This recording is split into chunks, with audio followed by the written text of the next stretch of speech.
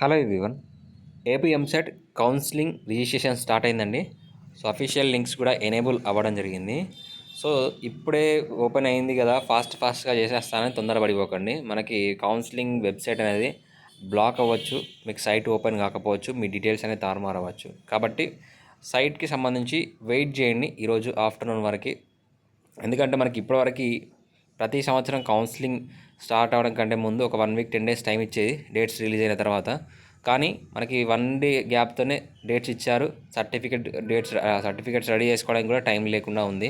చాలామంది స్టూడెంట్స్ కూడా అదే సఫర్ అవుతున్నారు. సర్టిఫికేట్స్ రెడీ కాలేదు, మరి ప్రీవియస్ ఇయర్ సర్టిఫికేట్ పెట్టొచ్చారంటే ఇక్కడ ఫస్ట్ నుంచి 7th వరకు రిజిస్ట్రేషన్ ఇచ్చారు కాబట్టి, సో మీరు రిజిస్ట్రేషన్కి సంబంధించి ఫస్ట్ అప్లై చేసుకోండి.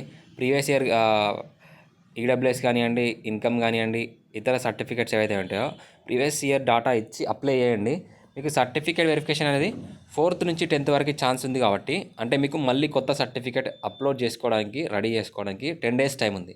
కాబట్టి ఈ 10 డేస్లో మీరు కొత్తగా ఈడబ్ల్యూఎస్ సర్టిఫికేట్ ఏదైతే ఉంటుందో ఆ సర్టిఫికేట్ అనేది రెడీగా ఉంచుకోండి. అలాగే కొత్తగా ఇన్కమ్ కానివ్వండి, లేదంటే ఇన్కమ్ 2021 ఉంటే పర్లేదు, ఏమైనా మిస్టేక్స్ ఉంటే కొత్తది అప్లై చేయడానికి ట్రై చేయండి.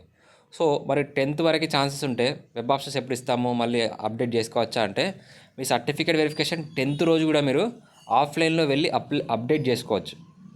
ఓకేనా? మీ సర్టిఫికేట్ ప్రీవియస్ది ఇచ్చినా కానీ పర్లేదు, తర్వాత మీరు మళ్ళీ ఆఫ్లైన్లో వెళ్ళి అప్డేట్ చేసుకోవచ్చు మీ దగ్గరలోనే హెల్ప్లైన్ సెంటర్లో. కాబట్టి సర్టిఫికేట్స్ ప్రీవియస్ ఉన్నాయని టెన్షన్ పడకండి, మాకు వచ్చేసరికి లేట్ అవుతుందని టెన్షన్ పడకండి. వీలైనంత తొందరగా వచ్చేలా చూసుకోండి. ఒకవేళ ఈడబ్ల్యూఎస్ మీకు తొందరగా రావాలంటే, కౌన్సిలింగ్ ఉంది అని మీ సేవా సెంటర్లో కానివ్వండి, గ్రామ సచివాలయంలో కానివ్వండి చెప్పండి, ఆ ఎంఆర్ఓ ఆఫీస్లో కానివ్వండి చెప్పండి. చెప్తే వాళ్ళు సర్టిఫికేట్కి సంబంధించి ప్రాసెస్ తొందరగా ఫాస్ట్గా కంప్లీట్ అయ్యేలా చేస్తారు.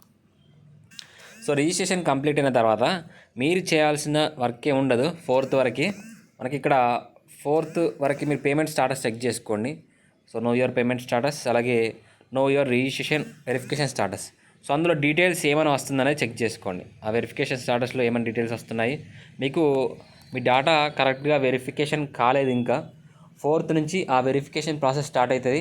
అందులో ఏమైనా మిస్టేక్స్ వచ్చినా కానీ మీరు టెన్షన్ పడాల్సిన అవసరం అయితే లేదు. మీరు సబ్మిట్ చేసిన డేటాని వెరిఫికేషన్ ప్రాసెస్ స్టార్ట్ కావడానికే 4th రోజు స్టార్ట్ అవుతుంది. కాబట్టి మీ యొక్క రిజిస్ట్రేషన్ స్టాటస్లో కానివ్వండి, లేదా అప్లికేషన్ వెరిఫికేషన్ స్టాటస్లో ఏమైనా మిస్టేక్స్ ఉంటే మీరు వెయిట్ చేయక తప్పదు 4th వరకు. ఓకేనా? సో ఇది రిజిస్ట్రేషన్ కంప్లీట్ అయిన వాళ్ళు మీ యొక్క రిజిస్ట్రేషన్ ప్రాసెస్ చెక్ చేసుకోండి.